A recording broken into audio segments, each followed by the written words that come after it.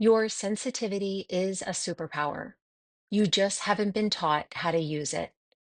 An empowering message for self trust and intuitive strength. For most of your life, you may have been told you're too sensitive. Maybe you were teased for crying too easily, criticized for overthinking things, or dismissed as dramatic when your emotions ran deep.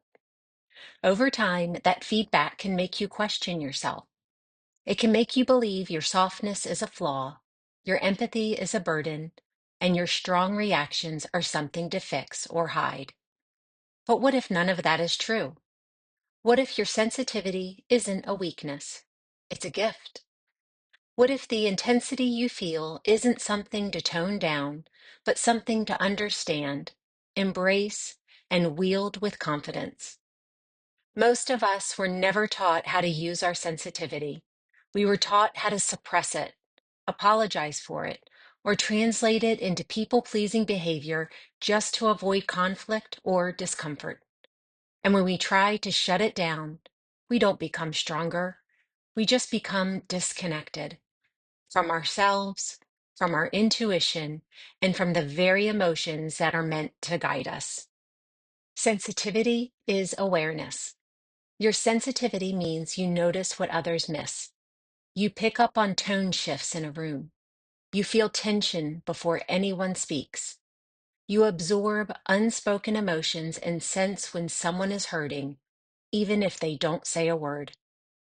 That's not weakness. That's awareness. It means your nervous system is finely tuned. It means your heart is open enough to recognize subtle emotional cues, and your mind can make meaning out of them quickly.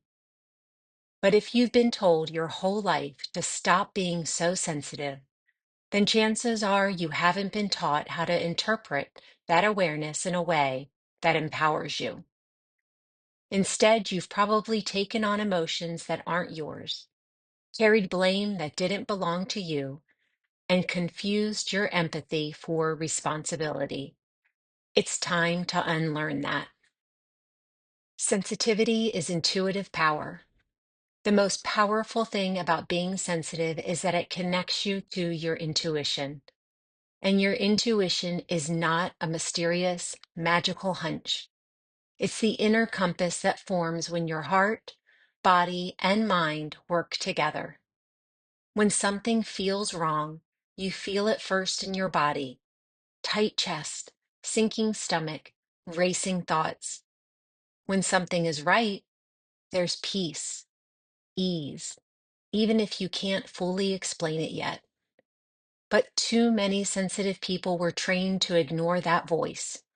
We were taught to prioritize logic over feeling, politeness over discomfort, and external approval over inner truth. So we stopped trusting ourselves. If that sounds familiar, here's your reminder. You can rebuild that trust. You can learn to listen again. You don't need to explain or defend every feeling you have. You only need to respect it. Sensitivity is strength in disguise. Here's something no one told you as a child. Sensitive people are resilient. You've had to be. When you feel everything so deeply, you've had no choice but to build strength from the inside out. You've learned how to regulate emotions, even when others never noticed how hard you worked to stay calm. You've learned how to show up for others with compassion, even when your own heart was hurting. You've learned how to stay soft in a world that keeps trying to harden you. That's not fragility, that's courage. Reclaim your power. It's time to stop apologizing for your sensitivity, and it's time to stop trying to be like everyone else.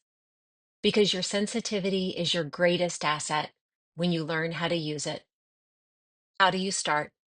Set energetic boundaries. You don't have to absorb everyone's emotions to be a good person. Name your emotions instead of judging them. You're not too much. You're just attuned. Practice self-trust. You don't need proof to honor your intuition. If it feels off, it is off for you. Use your voice, not to defend your feelings, but to express them. That's how others learn to respect your truth. Final thoughts. Your sensitivity isn't a flaw to fix, it's a frequency to tune into. And once you stop fighting it, once you stop trying to be less emotional, less intense, less dramatic, you'll discover the version of yourself that was never broken, just buried. You don't have to become someone else to be powerful.